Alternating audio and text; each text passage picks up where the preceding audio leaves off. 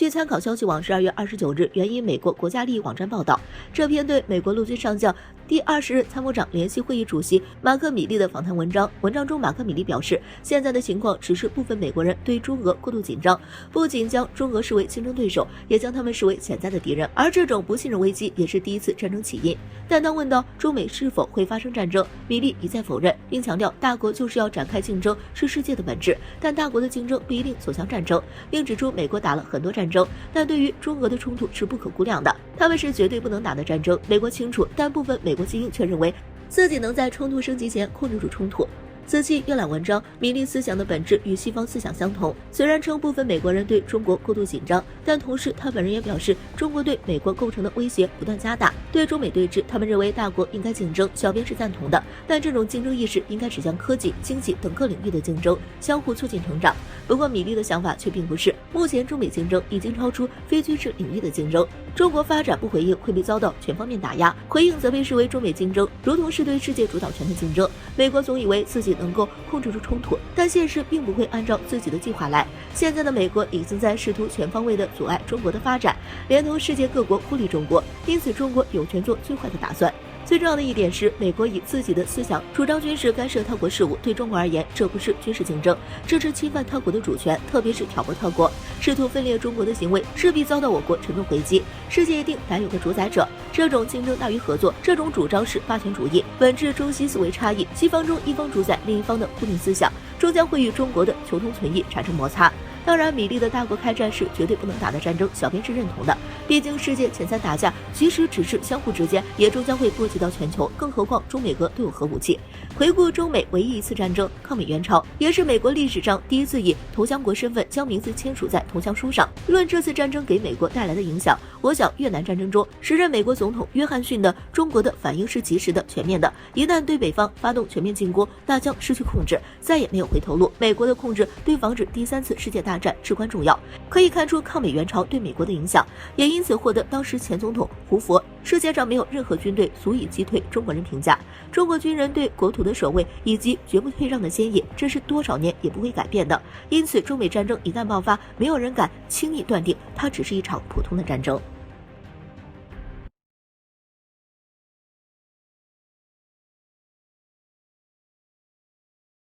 据俄媒报道，俄罗斯外交部公然发表声明，反对美国对北部溪流2号项目的新制裁，并强调这可能会阻碍俄罗斯通往德国的天然气管道完成。这个项目的完成将使俄罗斯和欧洲之间的关系更加紧密，不仅仅是依赖俄罗斯能源，同时也将关闭美国能源公司在欧洲市场的大门。随着该项目的完成，俄罗斯可能有更多选择直接向客户出口天然气，而不是通过乌克兰等中间国家，这能帮助俄罗斯在与东欧国家的外交决策中更具独立性。显然美国并不想这种局面的发生，一旦美国以强硬的手段执行制裁令，那么俄罗斯和德国接下来对该项目的执行将更加艰难。据路透社消息，美国某高级官员透露，美国正在呼吁某些欧洲国家和公司停止支持对北部溪流2号项目的建设，并且还在针对该项目制定新的制裁计划。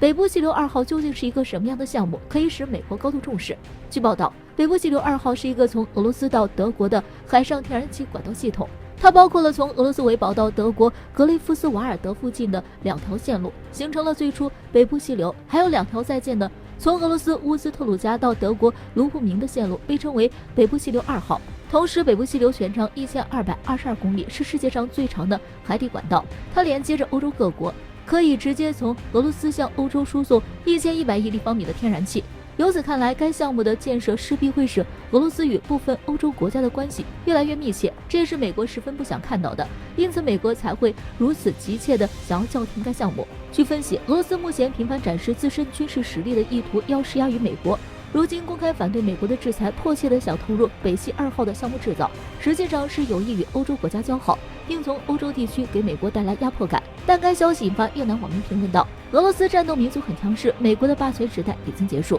然而就在前不久，土耳其向俄罗斯购买 S-400防空导弹而遭到美国制裁，美国此举意在打压俄罗斯，引起俄罗斯高度不满。在俄罗斯多次利用军事力量施压后，又提出反对美国对北溪项目的制裁。除了与欧洲国家交好的意思外，似乎还在向美国表示，我如今占据上风。如今某项目的管道仅剩6%尚未完工，若是此项目得以完成，那么俄罗斯势必会和欧洲某些国家交好，到那时美国自然将从这场与俄罗斯博弈中败北。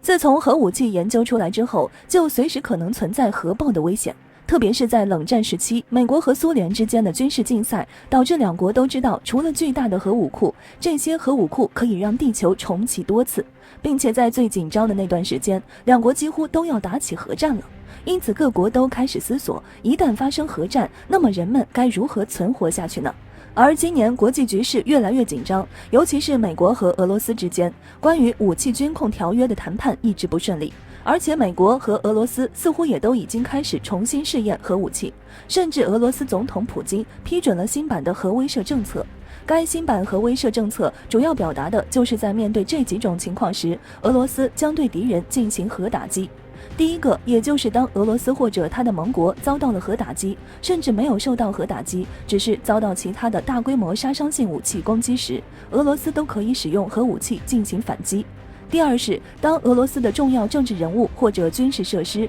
遭到敌对国家袭击时，俄罗斯也可以使用核武器进行反击。其实如果按照这样，如果伊朗有核武器，那美国恐怕已经被炸几波了。而在这其中，最引人注意的是最后一种情况，那就是在不清楚敌人携带的是核弹头还是常规弹头，但是俄罗斯都将进行核反击。也就是说，只要你对俄罗斯发动了攻击，那么不论是成功还是失败，最终你都会遭到俄罗斯的疯狂报复。在这种情况下，各国当然都要思索，一旦发生核战争，那么究竟该如何存活下去。除此之外，当然还需要有一个防核爆掩体来保证军方的行动。比如俄罗斯的末日飞机就是为了在发生核战时候的一个空中指挥所，而美国当然也不例外。美国的下岩山基地同样是为了应对核战争所建。据称，该基地的隧道上面有厚达300米的花岗岩山体，并且在其指挥所的下面还布置有巨大的弹簧和橡胶垫，可以抗击核弹头的直接命中。但是我国科学家却认为，如果发生核大战，那美国军方建造的掩体并不能保护其人民的生命安全。据中国科学家从破坏力的方程对为核爆炸所设计的掩体进行计算，得出结论，美军采用的计算方式并不准确。北京理工大学教授荣吉利表示，美国军方使用的方程式存在严重漏洞，计算机模拟表明，如果发生核袭击，美国的世界末日隧道结构将不可靠，它们非常脆弱，爆炸越大或越近，安全误差就越大。而上述研究也得到了中国技术研究院的认可。荣吉利认为，一枚能够摧毁500吨 TNT 的核弹爆炸可能会使美军建造的掩体结构变形或者损坏。美国方程式忽略了地面上发生的实际变形，原因是核爆炸袭击地面将吸收相当数量的核爆炸的破坏力，这种能量像地震一样传播到地球，爆炸还会在空中产生冲击波。荣吉利表示，扩散的冲击波可能会摧毁美军的掩体。比如1960年，在美国内华达州沙漠进行的一次核试验，在距爆炸中心6公里以上的避难所中，就造成了1米宽的裂缝。